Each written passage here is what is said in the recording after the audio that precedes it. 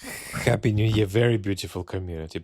Let's talk briefly about how Putin and Trump deny the truth and how Putin, up to a point, tricked Trump with his claim about a drone attack on his Valdai residence.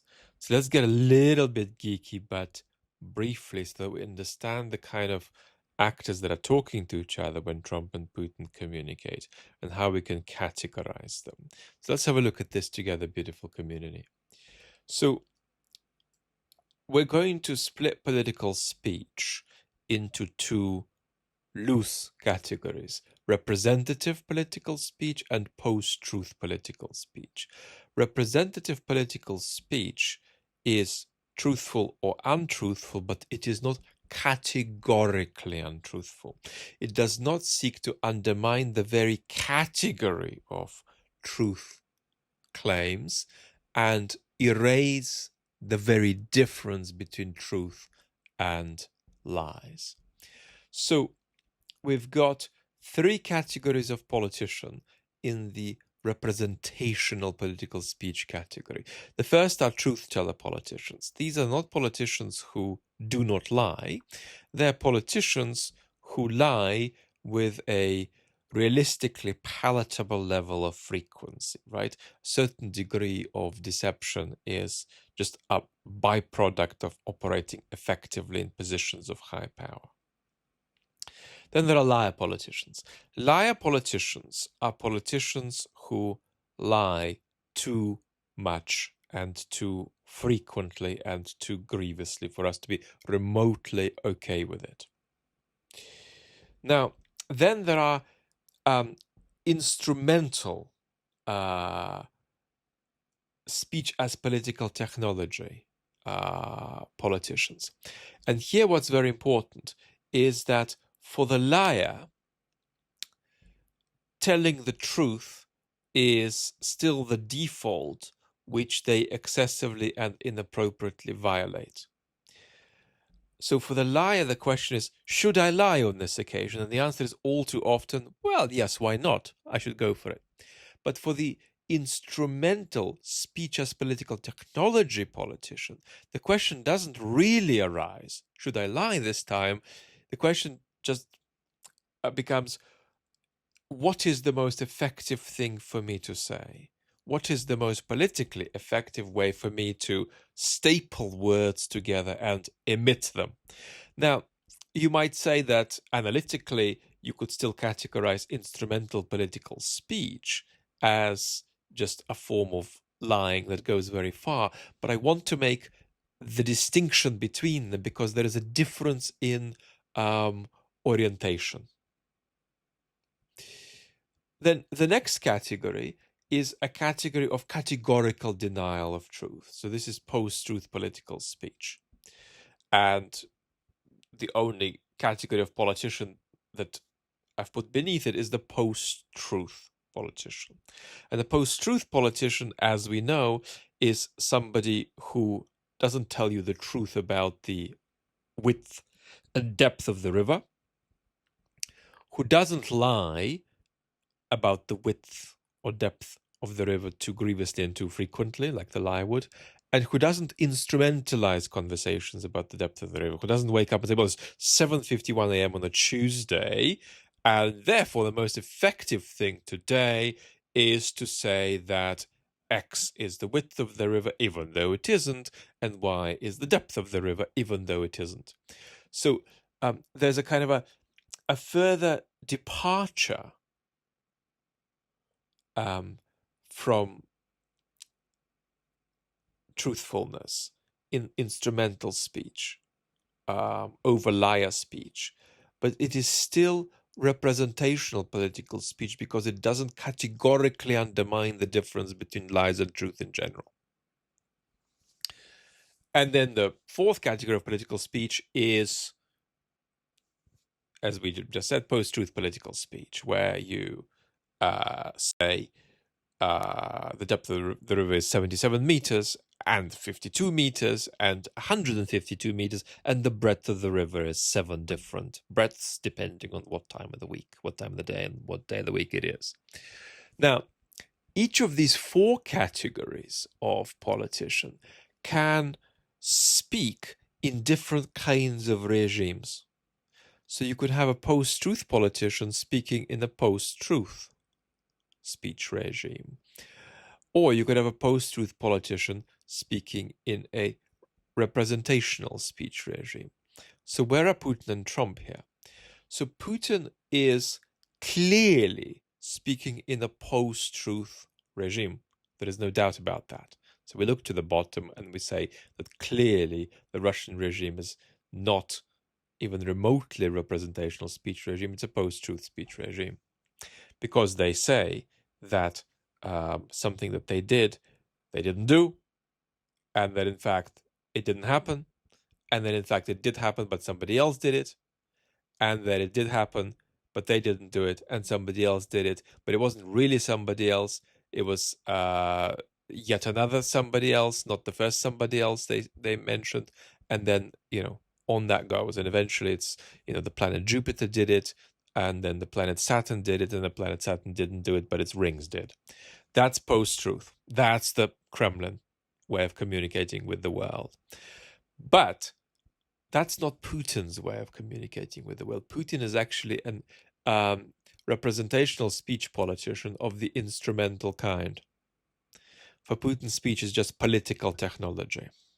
So when Putin calls Trump, it's conceivable, now we don't know what Putin told Trump, but it's conceivable that he just woke up and said, what's the most effective thing to tell Trump?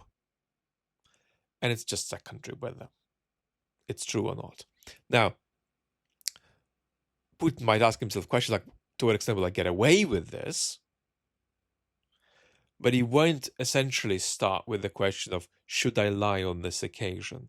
Because telling the truth is not a default to Putin to the degree to which it's meaningful for him to ask the question, should I lie this time? Whereas for the liar politician, there's still a certain sense in which truth is the default. They just violate the default too often. So, funnily enough, Putin is not, in the first instance, a post-truth politician. He's an instrumental political speech politician who operates in a post-truth regime. Trump, on the other hand, is clearly a post-truth politician. The river is very wide and very narrow, and many people have said that it's wider than anybody has ever imagined, and that it's also very narrow. Now, Trump is still roughly operating in a representational speech regime, in the sense that enough people in Trump's administration are either instrumental speech politicians or liar politicians or truth-teller politicians. It would be hard to find one, although don't underestimate people's sincerity. But broadly, the US political system, broadly public discourse in the US is still representational enough. It is not the default of the United States when it speaks to its own population or to the world through its institutions to sound like it's just collapsed into post-truth. That hasn't happened yet. So Trump is a post-truth actor in a broadly still representational speech regime, as Putin is an instrumental speech as political technology actor in a post-truth regime. So now that we have placed the two actors as they are when they speak to one another, this might help us a little bit to deal with how and whether Putin tricked Trump, because of course Trump posted on Truth Social recently, in the last 24 hours or so, that he might not necessarily trust what Putin has said. And he did so via retweeting a New York Post piece, which put the Ukraine attack on Putin's residence in quote marks and suggested it's the Russians who are scuppering negotiations. But the mistake here would be to conclude that Trump now has settled on disbelieving Putin. That is not how Trump works. Because Trump is a fairly organically post-truth politician. That's to say, he's a post-truth politician, not just externally, but privately, even with himself. even with Melania, even with everybody. He's a post-truth political actor who doesn't sort of wear post-truth as a front. He occupies it quite organically. So Trump would be sitting there and saying, well, that's very bad. Well, the Ukrainians did something very bad, but maybe they didn't do it. Maybe it's the Russians who are trying to scupper negotiations. And I'm going to tweet that maybe that's what's happening. But then Vlad could call me again and say that they did a very bad attack. It just didn't get anywhere near the target, but it was still planned to get there. And so maybe it happened, maybe it didn't. So it's not that Trump would be privately sitting there and saying, well, this is my clear position on this, and here's what I'm going to say in public. Trump's position privately is very rarely steady. It's expressed via fleeting dispositional states. And that's why it would be wrong to say, as most of the internet has, oh, now Trump has realized that Putin lied to him. Trump hasn't realized anything. And Trump will never realize anything like that. He's just not going to settle on this. He's always going to oscillate back and forth. And when you do that, you're not changing your beliefs. Beliefs do not change that rapidly. You could conceivably change your belief about something, let's say, over a 6-month period. But then if you change it every 6-month period, that wouldn't be a belief. It would be a kind of fleeting dispositional state. And for Trump, this stuff oscillates day by day, if not hour by hour. So he can be in the kind of let's talk as though the Ukrainians did it mode one afternoon, and then the next day in the morning, or even the same day in the evening, he might be, well, Vlad said it to me very strongly. Now, let's say a little bit about why that's the case. There are two reasons about why it's going to be difficult for Trump to simply let go whatever Putin told him, even if the Russia-facing U.S. intelligence community has a clear position on it, and it's related to Trump, and the position is that the Russians made it up. One is to do with narcissism. And that's because the drama of Putin telling Trump, oh, my word, the Ukrainians did this, is very compelling. And it's not just very compelling, it's privately relayed to Trump by a very big and important person whom Trump would love to emulate in some kind of naive sense. Trump invites Putin and himself into a magical society of his own creation, in which they reign supreme and look very shiny, and their shininess is sort of mutually beneficial to one another. They bathe in each other's glow, and Trump bathes in Putin's glow. So when Trump elevates Putin, he's elevating himself. That's why it's very difficult to sever a narcissistic person from their source of narcissistic supply, because you're basically telling Trump, don't elevate yourself, when you're telling him to stop praising Putin.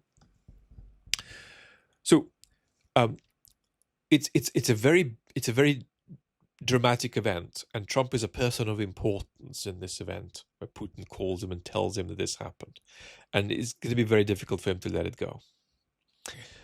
Imagine that Trump is not Trump, but is a narcissistic villager in some small village, some rural part of the world, and he hears in the morning that the local kids created a big fire that nearly got out of control and endangered the village. Then it turns out that this wasn't true, that there were no kids starting the fire at all.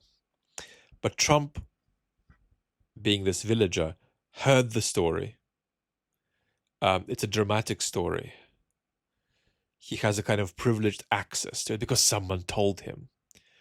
And that elevates Trump because he knows something that other people in the village don't.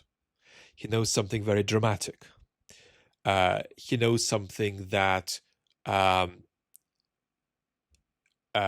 puts him in a position of power and privilege, epistemic privilege and power over other villagers, because he now has information on which they depend for their safety, supposedly.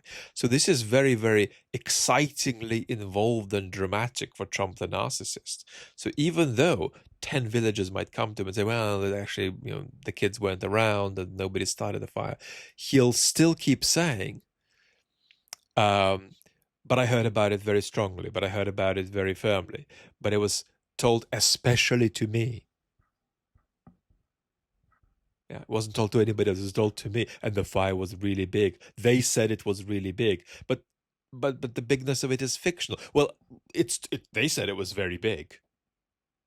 And the fact that they said it was very big, and the fact that they said it to me,